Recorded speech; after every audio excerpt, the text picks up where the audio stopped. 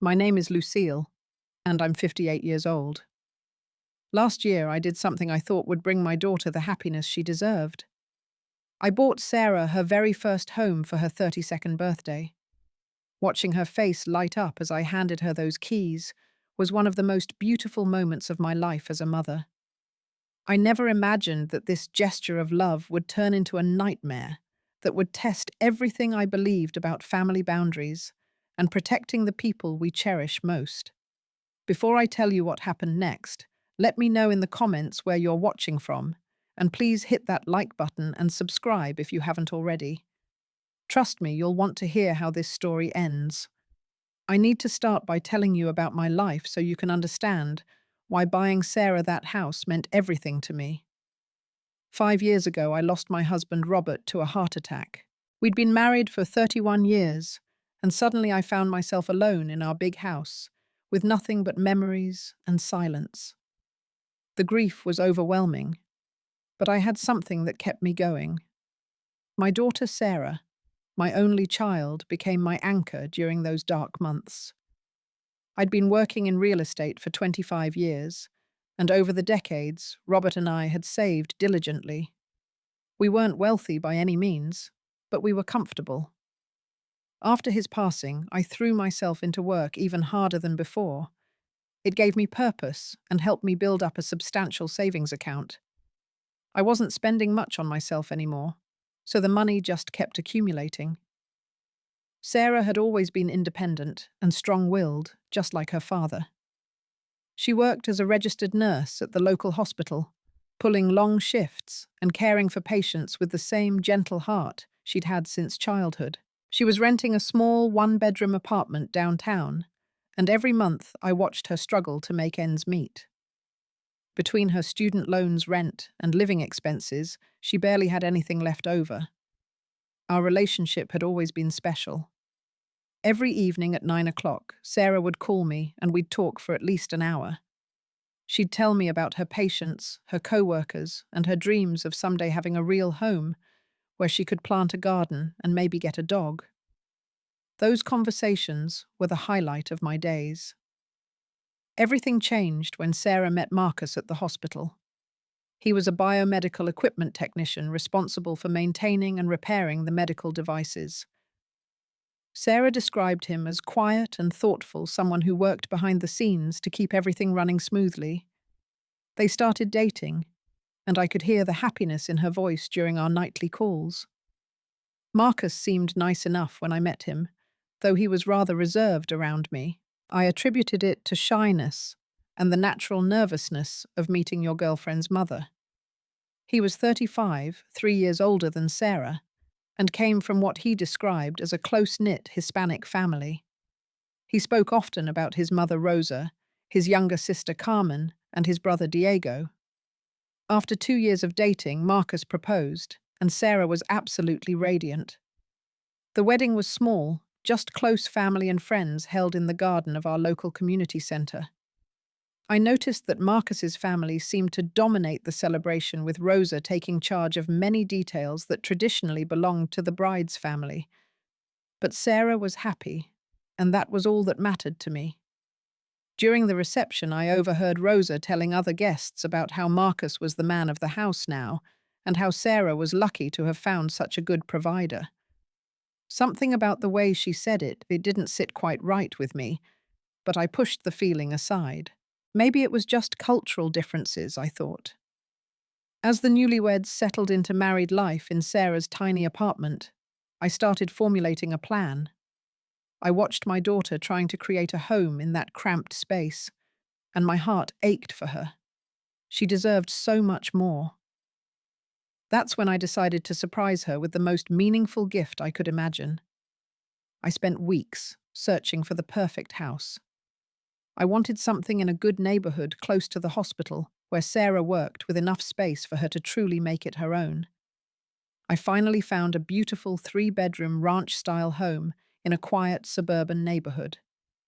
It had a large backyard, perfect for the garden Sarah had always dreamed of, and the kitchen had big windows that filled the space with natural light. The day I surprised Sarah with the house keys was magical. I had asked her and Marcus to meet me for lunch, and afterward I drove them to the house. When I handed Sarah the keys and told her it was hers, she burst into tears of joy. She couldn't believe that her childhood dream of home ownership was finally coming true.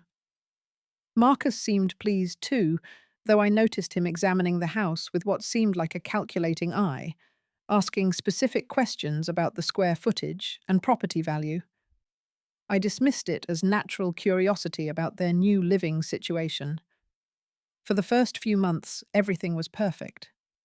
Sarah was in heaven, decorating each room with care and starting her garden in the backyard. She and Marcus seemed happy, and I loved visiting them in their beautiful new home. Sarah would give me tours showing off each small improvement she'd made, and we'd sit in the kitchen drinking coffee while she told me about her plans for the space. During this time, I felt such peace knowing that I'd been able to give my daughter the stability and joy that every parent wants for their child. The house represented hope, new beginnings, and the promise of a beautiful future.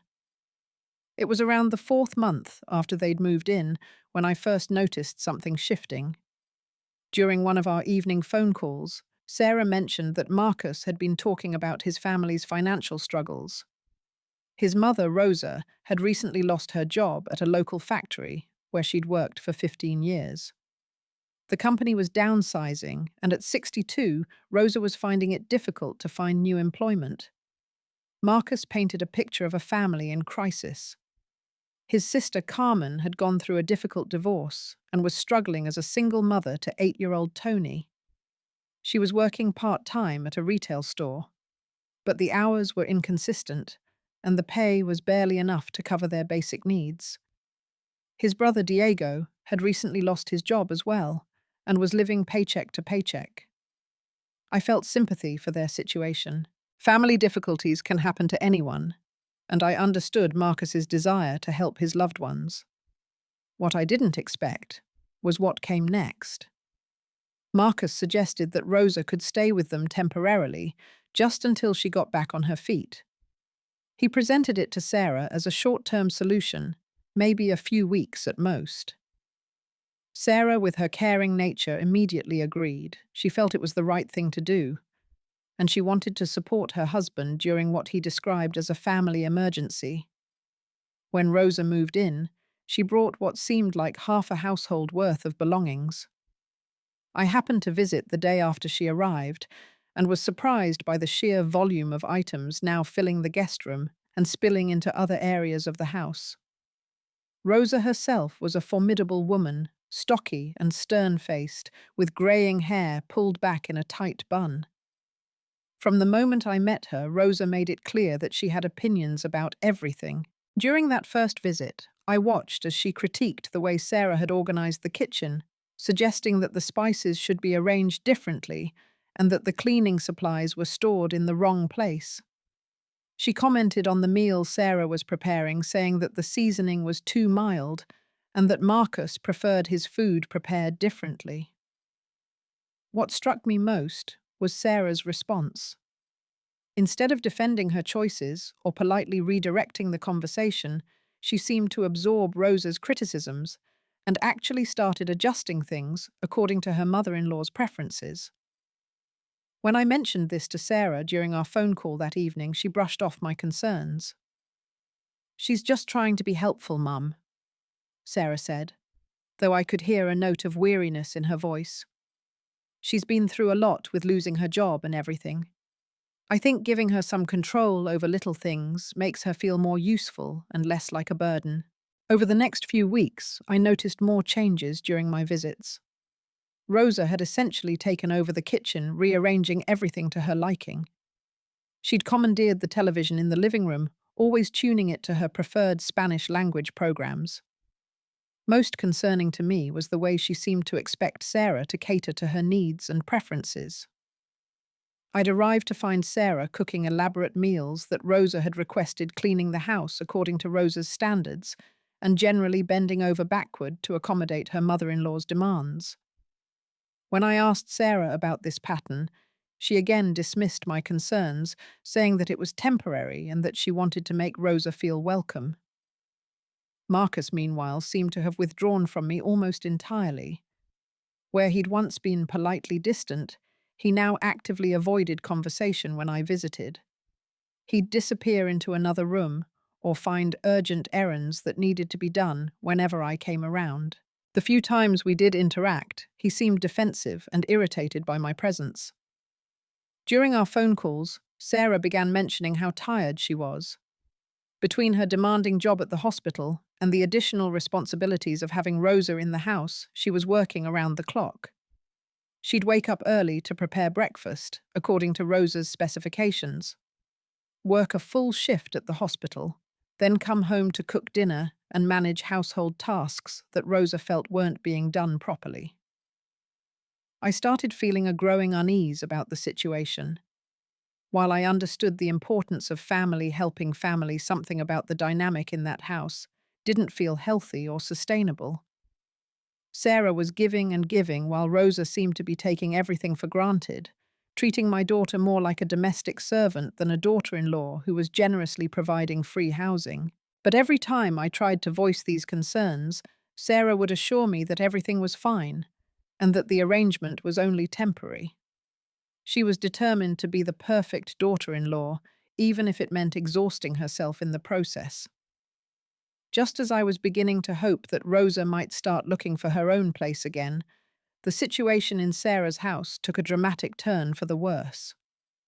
6 weeks after Rosa's arrival, Marcus announced that Carmen and her son Tony needed to move in as well. Carmen, who was 28, had lost her job at the retail store where she'd been working part-time. With no steady income and mounting bills, she couldn't afford rent on even the smallest apartment. Marcus presented this as another temporary family emergency, assuring Sarah that it would just be until Carmen could find new employment. The logistics of fitting Carmen and 8-year-old Tony into the house were challenging. The guest room was already occupied by Rosa, so Carmen and Tony would be staying in the living room. What had once been a comfortable space for relaxing and entertaining was transformed into a makeshift bedroom with an air mattress, fold-out couch, and Carmen's belongings scattered throughout the area. The change in atmosphere was immediate and dramatic. Tony, like any 8-year-old boy, was energetic and loud. He'd wake up early, turning on cartoons at full volume, and would spend his afternoons running through the house playing games. His toys and school supplies were everywhere, making the common areas look perpetually cluttered and chaotic. Carmen herself seemed to view the situation as an extended vacation rather than a temporary emergency arrangement. She spent most of her days on the couch, watching television, or scrolling through her phone, showing little urgency about finding new employment. When Tony needed something, whether it was help with homework meals or transportation to school activities, Carmen would call for Sarah to handle it. The impact on my daughter was immediately visible. Sarah, who had always been slender, started looking genuinely thin. Dark circles appeared under her eyes, and her usually bright demeanor seemed dimmed by constant exhaustion. She was now responsible for getting Tony ready for school each morning, packing his lunch, and making sure he had everything he needed for his activities. On top of her regular nursing shifts, Sarah was cooking meals for 5 people instead of 2, doing laundry for the entire household, and trying to maintain the cleanliness and organization of a home that was constantly in chaos. Rosa continued to critique and direct everything Sarah did, while Carmen treated her like a live-in babysitter and housekeeper. The final straw came when Diego Marcus's 25-year-old brother also lost his job and needed somewhere to stay. Unlike his mother and sister, who at least presented their situations as temporary hardships, Diego seemed to have simply given up on independent living altogether. Diego moved into what had been Sarah's craft room, the small space where she used to retreat to work on quilting projects and read books. His presence meant that every single room in the house except Sarah and Marcus's bedroom was now occupied by Marcus's family members. Privacy had become a luxury that no longer existed. With 6 people living in a house designed for a small family, The infrastructure was strained beyond its limits. There were constant arguments about shower schedules, the single bathroom was always occupied, and the kitchen was in constant use. The washing machine ran continuously, and the grocery bills had skyrocketed as Sarah found herself feeding an entire extended family. During our phone conversations, Sarah's voice carried a desperation that broke my heart. She'd call me late at night, sometimes crying, describing how overwhelming everything had become. She'd work a 12-hour shift at the hospital, dealing with life and death situations, and demanding patients then come home to find Rosa waiting with a list of tasks that needed to be completed and meals that needed to be prepared. Marcus, rather than supporting his wife through this difficult adjustment, seemed to have sided completely with his family. When Sarah tried to discuss feeling overwhelmed, he'd remind her that family takes care of family and that she should be grateful to have such a loving, extended family around her. He acted as though Sarah's exhaustion and stress were character flaws rather than natural responses to an impossible situation. One Sunday afternoon, I decided I needed to see the situation for myself. I arrived unannounced to find Sarah in the kitchen, preparing what looked like a feast for a small army. Rosa was sitting at the kitchen table, directing Sarah's cooking like a chef, instructing a sous chef, criticizing the way she was chopping vegetables, and telling her to add more salt to the rice. In the living room, Carmen was stretched out on the couch watching a movie while Tony played a handheld video game with the volume turned up loud. Diego was in the den playing video games on the big screen television, surrounded by empty snack packages and soda cans. Meanwhile, Sarah was rushing between tasks, trying to cook clean and manage everyone's needs simultaneously. When I attempted to have a private conversation with Marcus about the strain this was putting on Sarah, his response shocked me. He looked me straight in the eye and said, "This is our house now, and we have the right to decide who lives here and how we run things. Sarah is happy to help her family, and I'd appreciate it if you didn't interfere with our decisions." The possessive way he said, "our house," and his dismissive attitude toward my concerns made it clear that this was no longer the temporary arrangement it had been presented as. Marcus's family had moved in with the intention of staying, and they expected Sarah to serve as their caretaker indefinitely. 3 months after Rosa's initial arrival, the situation had deteriorated to a point that I could barely recognize my daughter's life. Sarah had essentially become a live-in domestic servant for Marcus's entire extended family, and the transformation was heartbreaking to witness. Sarah's typical day began at 5 in the morning when she'd wake up to prepare breakfast, according to Rosa's detailed specifications. Rosa had very particular requirements about how her coffee should be made, what temperature her eggs needed to be, and exactly how much seasoning belonged in every dish. If anything wasn't prepared to her satisfaction, she'd send Sarah back to the kitchen to start over. After serving breakfast to the family, Sarah would rush to get ready for her 12-hour nursing shift at the hospital. Meanwhile, Rosa would inspect the kitchen and create a list of cleaning tasks and dinner preparations that needed to be completed when Sarah returned home. Carmen would add her own requests to this list, usually involving childcare responsibilities for Tony or personal errands she needed Sarah to handle. When Sarah came home from her emotionally and physically demanding job at the hospital, she'd find the house in complete disarray. Tony's toys would be scattered everywhere, dishes would be piled in the sink, and Rosa would be waiting with her list of demands for the evening. Sarah would then spend the next several hours cooking dinner for 6 people, cleaning the entire house, helping Tony with his homework, and preparing everything for the next day. Rosa had appointed herself as the household manager, treating Sarah like an employee rather than the homeowner.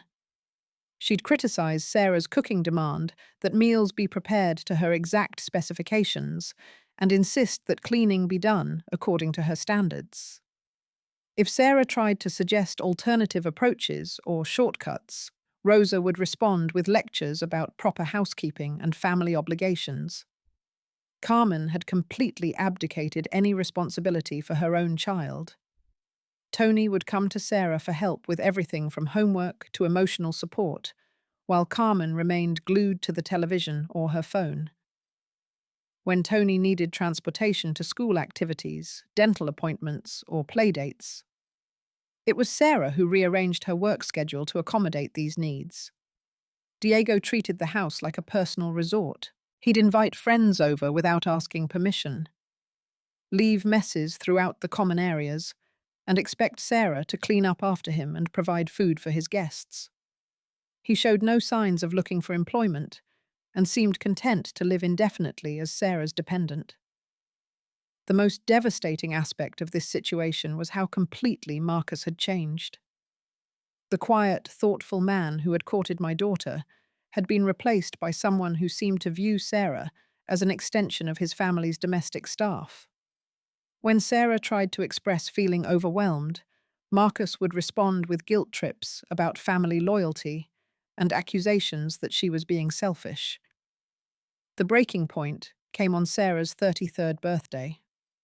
I had planned to take her out for a special dinner, just the two of us to celebrate. When I arrived at the house, I found Sarah in the kitchen, frantically preparing a birthday feast, but not for herself. Rosa had decided that Diego's favorite meal should be served that evening because he'd had a stressful day and Sarah's birthday preferences were dismissed as less important. I watched in horror as my daughter on her own birthday was preparing food she didn't even like, while her mother-in-law criticized her technique. Rosa was complaining that Sarah wasn't seasoning the meat properly and that the side dishes weren't authentic enough for Diego's taste. Carmen was asking Sarah to bake a special cake for Tony's school event the next day, and Diego was demanding that his laundry be finished before dinner. When I suggested that perhaps Sarah should be able to choose her own birthday menu, Marcus erupted in anger. He accused me of constantly interfering in their family dynamics and told me that my opinions weren't welcome anymore. "This isn't your concern," he said coldly. "You need to stop trying to control our lives and accept that Sarah has responsibilities to her family now." That night, after everyone else had gone to bed, Sarah called me sobbing. "Mum, I don't know what happened to my life," she whispered into the phone. "I feel like I'm drowning and nobody seems to care. I'm so tired and I don't know how to fix this. Marcus says I'm being dramatic, but I feel like I'm losing myself." I lay awake all night thinking about that phone call and planning what I needed to do next. It was clear that Sarah was trapped in a situation that was destroying her health and happiness, and Marcus's family had no intention of leaving voluntarily. They'd found themselves a comfortable arrangement where all their needs were met without any effort or expense on their part, and they were planning to maintain this setup indefinitely. That's when I decided to do some research into the legal aspects of the situation. I needed to understand exactly what rights I had regarding the house and what options were available to help my daughter.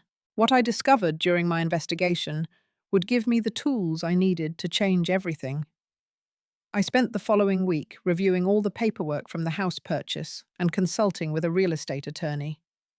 What I learned was that while I had allowed Sarah and Marcus to live in the house, the deed was still in my name. Legally, they were my tenants, not the owners, and I had the right to determine who could and could not live in my property. Marcus had apparently told his family that the house belonged to him, and Sarah never mentioning that I was actually the owner. His family believed they were staying in their son's home, not in a house that belonged to his mother-in-law. This deception explained their entitled attitude and their assumption that they could move in permanently without any consequences. Armed with this legal knowledge, I developed a strategy to address the situation. My first step was to give Marcus's family a fair warning and an opportunity to leave voluntarily. Despite my anger about how they'd been treating Sarah, I wanted to handle this matter with as much dignity and respect as possible. I called Marcus and requested a family meeting for the following Sunday afternoon. I explained that we needed to discuss the living arrangements and that it was important for everyone to be present. Marcus seemed annoyed by my request, but agreed to gather his family for the conversation. During the week leading up to this meeting, I prepared all the necessary documentation to support my position. I organized copies of the house deed, the purchase agreement, and a letter from my attorney explaining my legal rights as the property owner. I also researched local housing resources that might be available to help Marcus's family find alternative accommodations. On Sunday, I arrived at the house to find the entire family assembled in the living room. Rosa was sitting in what had clearly become her customary chair, looking irritated about being summoned for a family meeting. Carmen was lounging on the couch with Tony playing a handheld game beside her. Diego was sprawled in the recliner, obviously annoyed at having his leisure time interrupted. I began by acknowledging that I understood the family had been going through financial difficulties and that I sympathized with their challenges. However, I explained the current living arrangement wasn't working for Sarah, and changes needed to be made. I gave them 2 weeks to find alternative housing for Rosa, Carmen, Tony, and Diego. The reaction was immediate and explosive. Marcus accused me of being heartless and interfering in matters that weren't my business. Rosa stood up and declared that they were family, and that no one had the right to break up a family. Carmen chimed in that they had nowhere else to go, and that I was being cruel to expect them to leave. Diego's response was perhaps the most telling. He laughed and said, "You can't make us leave. This is Marcus's house, and we're his family. You don't have any power here." His casual dismissal of my concerns and his assumption that I was powerless revealed exactly how little respect Marcus's family had for me and how entitled they felt to Sarah's home. Throughout this confrontation, Sarah sat silently, clearly torn between loyalty to her husband and relief that someone was finally addressing the situation. I could see in her eyes that she desperately wanted her life back, but felt unable to take action herself without seeming unsupportive of Marcus's family. When I explained that the house was actually in my name and that I had legal authority over who could live there, the room fell silent. Marcus's family had never been told this crucial fact. They'd assumed that Marcus and Sarah owned the house and that my opinions were merely unwelcome interference from an overprotective mother. Marcus tried to argue that this was a technicality and that they'd been living there long enough to establish tenant rights. However, my research had already addressed this concern. Because they weren't paying rent and hadn't signed any formal agreements, they were considered guests rather than tenants, and I had the right to ask them to leave. The 2-week deadline I'd established passed without any movement from Marcus's family. If anything, they seemed to dig in deeper, bringing even more belongings into the house, and acting as though my ultimatum had been an empty threat. Rosa made increasingly unreasonable demands of Sarah. Carmen showed even less initiative about finding employment, and Diego actually invited more friends over, treating the house like a social club. During this time, I watched Sarah continue to deteriorate under the stress and workload. She'd lost at least 15 pounds since the family had moved in. Her skin looked pale and drawn, and she seemed to have lost the spark that had always made her such a vibrant person. She was working herself to exhaustion, trying to meet everyone's demands while maintaining her demanding career. I realized that gentle persuasion and reasonable deadlines weren't going to resolve this situation.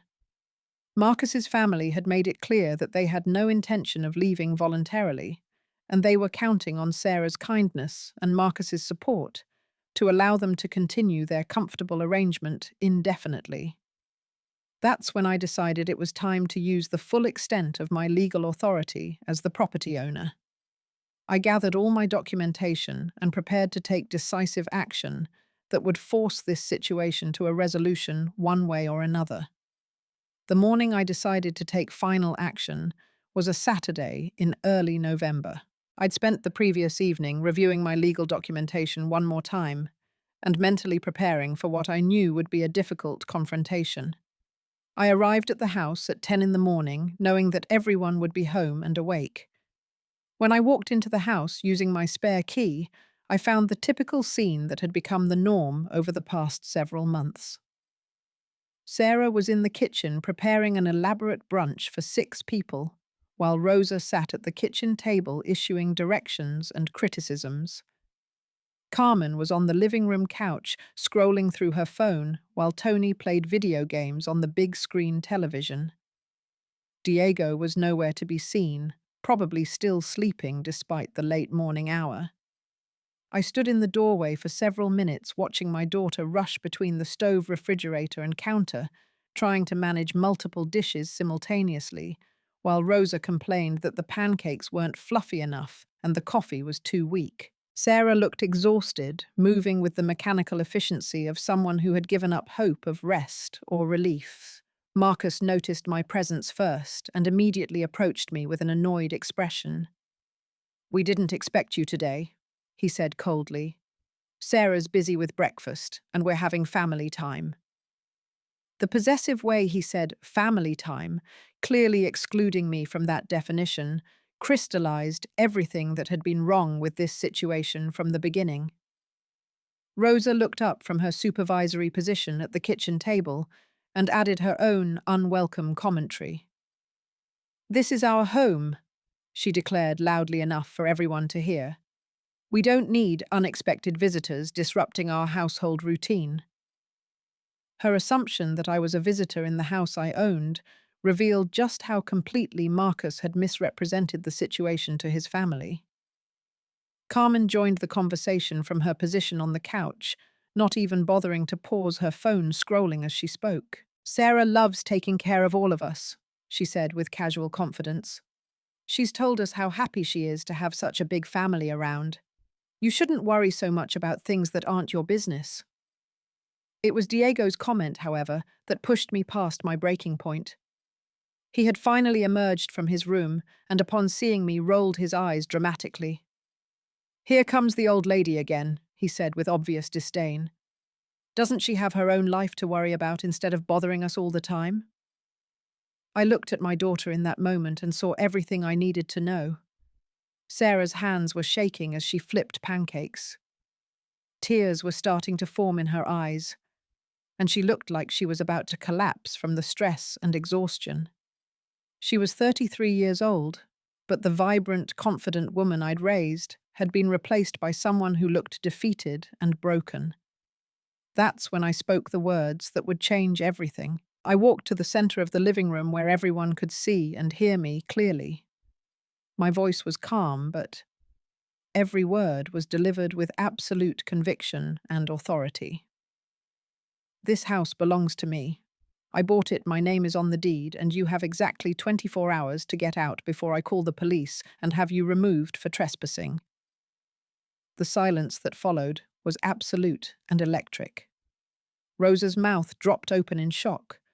Carmen's phone slipped from her hands onto the couch. Diego's smirk disappeared instantly, replaced by a look of confusion and dawning concern. Marcus started to sputter a protest, but I held up my hand to stop him. From my purse, I pulled out copies of the house deed, the purchase agreement, and the letter from my attorney.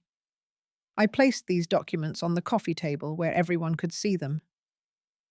"Marcus has apparently told you that this house belongs to him and Sarah," I continued. "That was a lie. I purchased this house for my daughter, but the deed is in my name. You are guests in my home, and your invitation has just been revoked." Marcus tried to salvage the situation by arguing that they had tenant rights and that I couldn't legally force them to leave on such short notice. However, my attorney had already researched this exact scenario. Because Marcus's family members had never paid rent, had no written agreement, and were essentially guests rather than tenants, I had the right to ask them to leave immediately. Rosa stood up and attempted to assert some kind of moral authority over the situation. "We are family," she declared. "You cannot break up a family. Sarah loves us and wants us here." But as she spoke, her eyes kept darting to the legal documents on the table, and I could see that the reality of the situation was starting to sink in. Carmen tried a different approach, suddenly switching to a pleading tone. "Where are we supposed to go?" she asked, as though this was the first time anyone had mentioned the possibility of them finding alternative housing. "We don't have anywhere else to live. You can't just throw us out on the street." Diego, meanwhile, had picked up the house deed and was staring at it with growing comprehension. "This is really her house," he said quietly to Marcus. "Why didn't you tell us this was her house?" For the first time since I'd known him, Diego seemed to understand that actions have consequences and that their comfortable arrangement was about to end. Throughout this entire exchange, Sarah had stopped cooking and was watching everything unfold with a mixture of relief and terror. I could see that part of her was grateful that someone was finally taking action to address the situation, but she was also frightened about how this confrontation would affect her marriage and her relationship with Marcus's family. Marcus made one final attempt to maintain control of the narrative.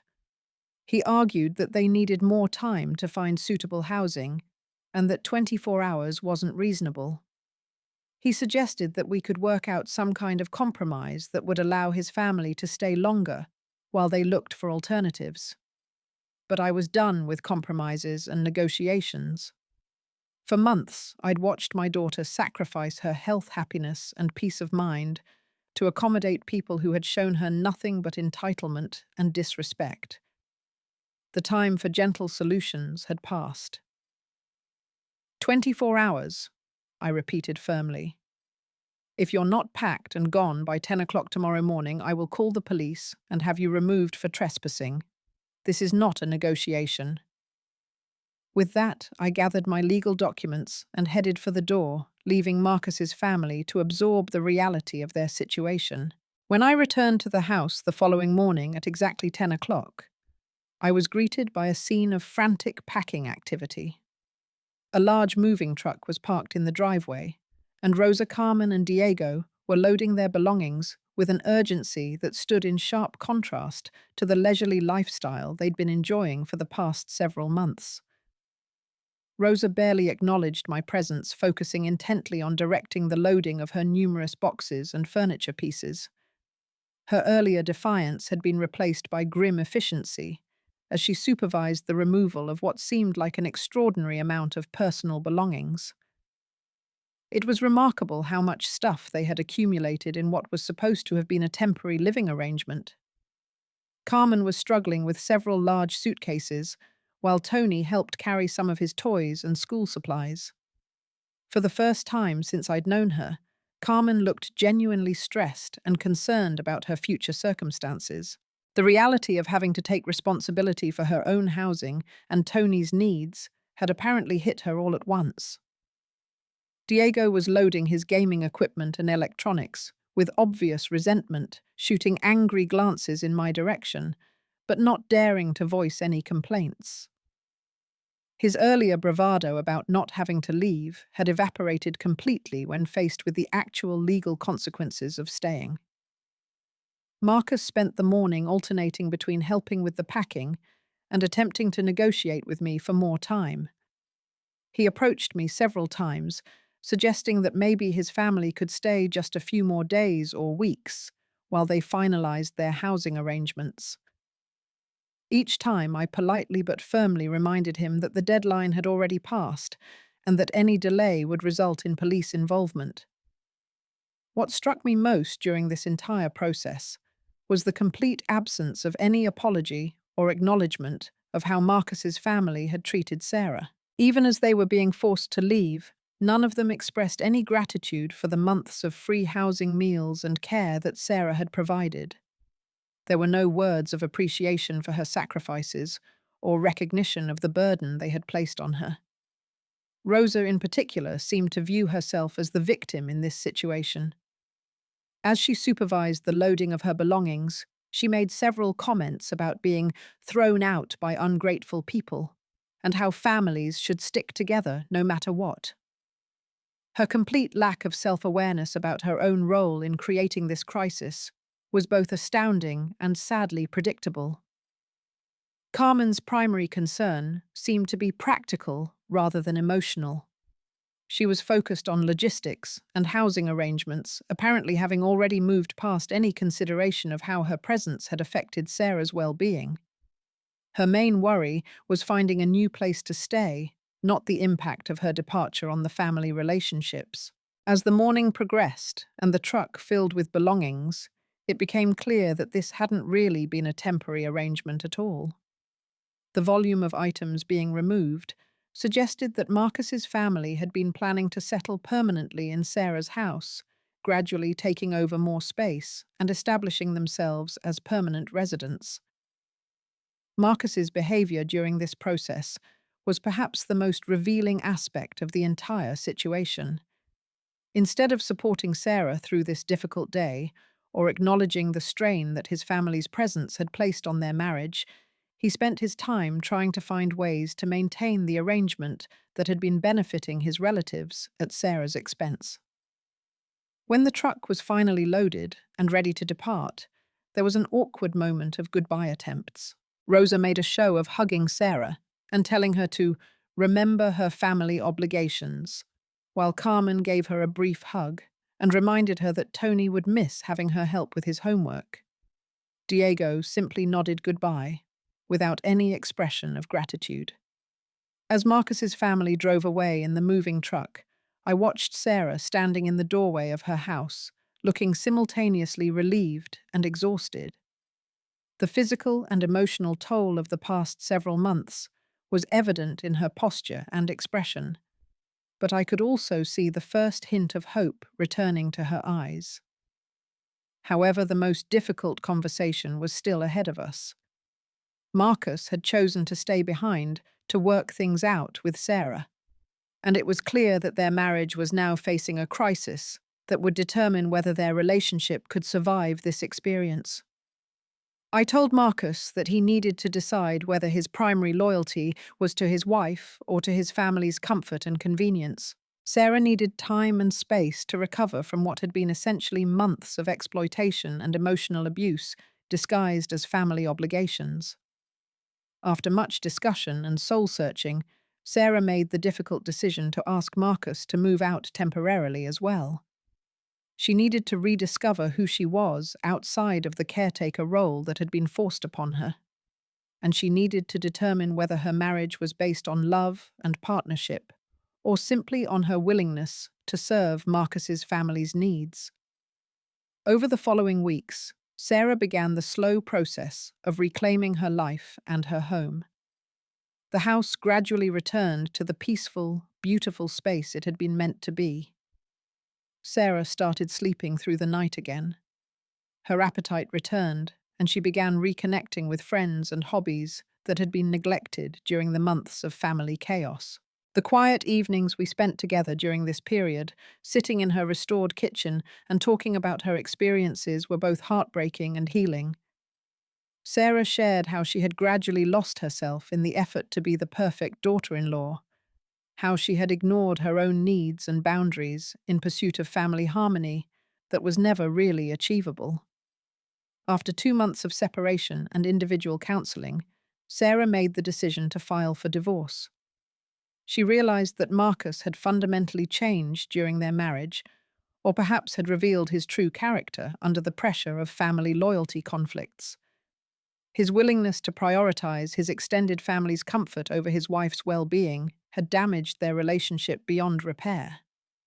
The divorce proceedings were relatively straightforward, especially since the house had always been in my name, and Sarah had maintained her own bank accounts and credit.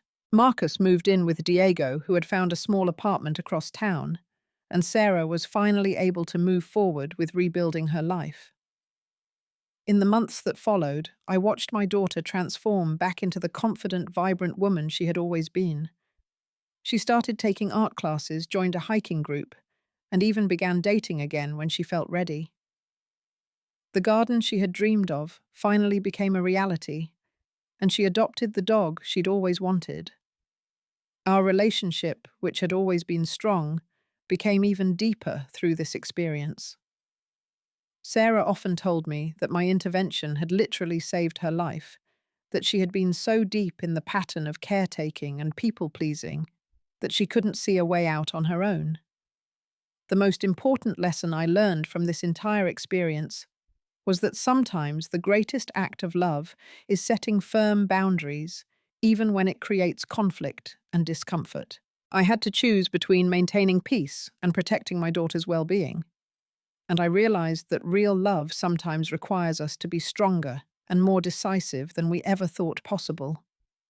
Looking back now, I understand that buying Sarah that house was about more than just giving her a place to live. It was about giving her the security and stability to build the life she deserved.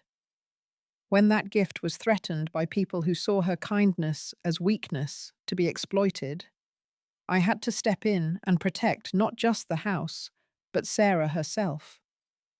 Sometimes protecting the people we love means making difficult decisions that others might not understand. It means being willing to be seen as the villain if that's what it takes to save someone from a situation that's destroying them. And most importantly, it means recognizing that there's a difference between supporting family and enabling people to take advantage of your generosity. Sarah often tells me that she learned more about self-respect and boundaries during those difficult months than she had in her entire previous adult life.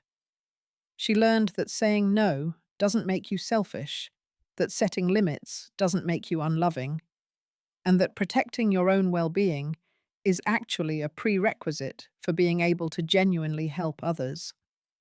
Have you ever been in a situation where you had to choose between keeping the peace and protecting someone you love? What would you do if you saw a family member being taken advantage of in their own home? I'd love to hear your thoughts in the comments below. If this story resonated with you, please give it a like and subscribe to hear more real-life stories about family challenges and the difficult decisions we sometimes have to make for the people we care about. Don't forget to share this video with someone who might benefit from hearing about the importance of setting boundaries and standing up for what's right, even when it's difficult. Thank you for listening to my story. And remember that sometimes the most loving thing we can do is refuse to let others take advantage of the people we cherish most.